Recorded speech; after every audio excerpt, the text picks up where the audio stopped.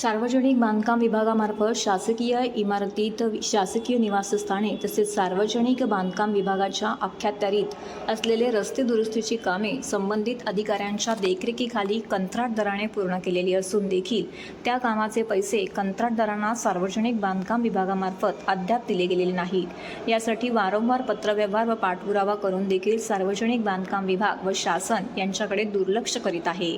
त्यामुळे आमच्यावर उपासमारीची वेळ आली असल्याचे ठेकेदार सांगतात। कामाच्या अनुदानासाठी सार्वजनिक बांधकाम विभागाचे कार्यकारी अभियंता अधीक्षक त्यांच्याकडे पाठपुरावा केला असता सदर अधिकारी म्हणतात की आमच्याकडे पैसे नाहीत, त्यामुळे सदर ठेकेदार हवालदिल झाले आहेत। विशेष म्हणजे सार्वजनिक बांधकाम विभागाने ठेकेदार यांची प्रलंबित बिले न देता 2023-24 या वर्षाकरिता कोट्यावधींच्या कामांना मंजुरी दिली, मात्र ठेकेदार यांची उर्वरित बिले देण्यास सार्वजनिक बांधकाम विभाग टाळाटाळ करते। या व इतर प्रलंबित मागणीसाठी आज समस्त ठेकेदारांनी सार्वजनिक बांधकाम विभागात जोरदार निदर्शने करून शासनाचं लक्ष वेधण्याचा प्रयत्न केला। तसेच येत्या 27 जूनपर्यंत आमची प्रलंबित बिले सार्वजनिक बांधकाम विभागाने अदा केली नाहीत तर उग्र आंदोलन करण्यात येईल असा इशारा देखील यावेळी ठेकेदारांनी दिला आहे। आंदोलन छेडण्यामागचा सर्वात महत्त्वाचा विषय असा आहे की आताची लोकसभा आणि राज्यसभा बघता शासनाने गेल्या 50 वर्षात जेवढी कामं मंजूर झाली नसतील तेवढी कामं ही 2023 ते 2024 या अर्थसंकल्पामध्ये मंजूर केलेली आहेत।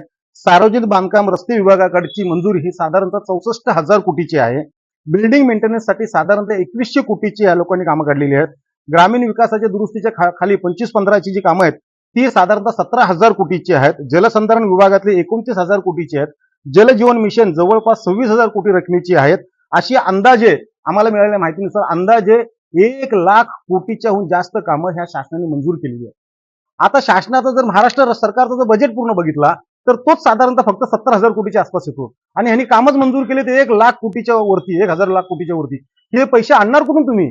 आणि ही कामं भरण्यासाठी महाराष्ट्रातले जेवढे काय कंत्राटदार आहेत यांनी आतापर्यंत जी काही सुरक्षा अनामत जी काय त्यांना EMD लागते भरायला ती जी भरलेली आहे, फिक्स डिपॉझिट वगैरे लागते ती अंदाजे 10,000 कोटीची आहेत। म्हणजे कंत्राटदारांची 10,000 कोटीची देयक म्हणजे जी आमची जी हक्काचे पैसे आहेत ते यांच्याकडे पडून आहेत आणि ही लोक आम्हाला देयक देत नाहीत। म्हणजे कंत्राटदारांनी करायचं तर काय करायचं?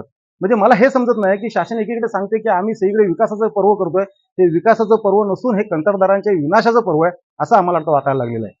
अधिकारी आज अधीक्षक अभियंत्यांना मंत्रालयामध्ये बैठक असल्यामुळे तिकडे गेले होते। उप अधीक्षक अभियंत्यांना आम्ही निवेदन दिलेले आहे, त्यांनी ते स्वीकार केलेलं आणि ते वरती प्रशासनाकडे पाठवतील। परंतु सर्वात महत्त्वाचा विषय असा आहे की येत्या 27 तारखेपर्यंत आम्ही त्यांना अल्टिमेटम दिलेले आहे। आम्ही पोलीस स्टेशनला सुद्धा तसं रितसर पत्र दिलेलं आहे। येत्या 27 तारखेपर्यंत जर आम्हाला आमचा निधी वर्ग नाही झाला तर आम्ही लोक तातडीने 27 तारखेपासून अधीक्षक अभियंत्यांच्या समोर मंडप टाकून आम्ही आंदोलन करणार आहोत। आणि त्यात पण जर पूर्ण दिशा व्यवस्थित नाही झाली, आम्हाला निधी उपलब्ध नाही झाला तर मात्र पूर्ण महाराष्ट्रभर जन आंदोलन उभं राहील।